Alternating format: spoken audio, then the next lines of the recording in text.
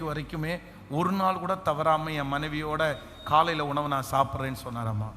ஐயோ என்ன சொல்கிறீங்க அப்படின்னு கேட்டால், இல்லை கல்யாணமான உடனே நான் என் மனைவிட்ட ஒரு வாக்கு கொடுத்தேன். என்ன வாக்கு கொடுத்தேன் அப்படின்னு சொன்னால், எந்த ஊரில் எந்த நாட்டில் இருந்தாலும் காலையில் உணவு சாப்பிடும்போது ஒன்று நான் உன் கூட வந்து சாப்பிடுவேன், இல்லைன்னா உன்னுடைய ஃபோனில் கனெக்ட் பண்ணி சாப்பிடுவேன். ஏதோ ஒரு விதத்தில் உன்னை கனெக்ட் பண்ணாமல் நான் வந்து காலையில் உணவு சாப்பிட மாட்டேன் அப்படின்னு நான் ஒரு வாக்கு கொடுத்தேன்.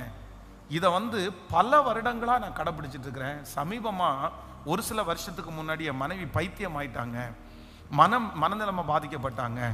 அவங்க முன்னாடி இருக்கிறது யாருன்னே என் மனைவிக்கு தெரியாது. இப்போ கூட நான் போய் சாப்பிடும்போது நிறைய நேரத்தில் நான் சாப்பிட்டே இருக்கும்போது இட்லியை தூக்கி என் மூஞ்சிலே அடிச்சிருக்கிறாங்க. என்னை யாருன்னே அவங்களுக்கு தெரியாது. ஆனால் நான் கொடுத்த வார்த்தையில் நான் மரணம் வரைக்கும் சரியாக இருக்கணும்னு இன்னைக்கு வரைக்கும் கடைபிடிக்கிறேன்.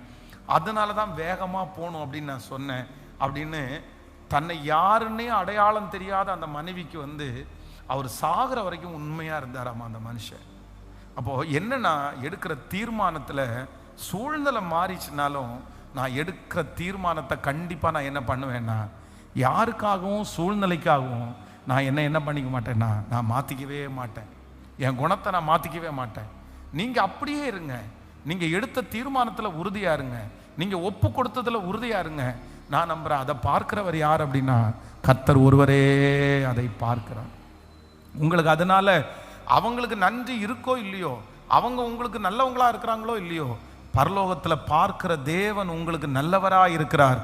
அவர் அந்த இடத்துல உங்களை பயன்படுத்துவார். அந்த இடத்துல உங்கள் மூலமாய் ஒரு பெரிய காரியத்தை செய்கிறத உங்களை சுற்றி இருக்கிறவர்கள் வெகு சீக்கிரத்தில் அறிந்து கொள்ளுவார்கள்.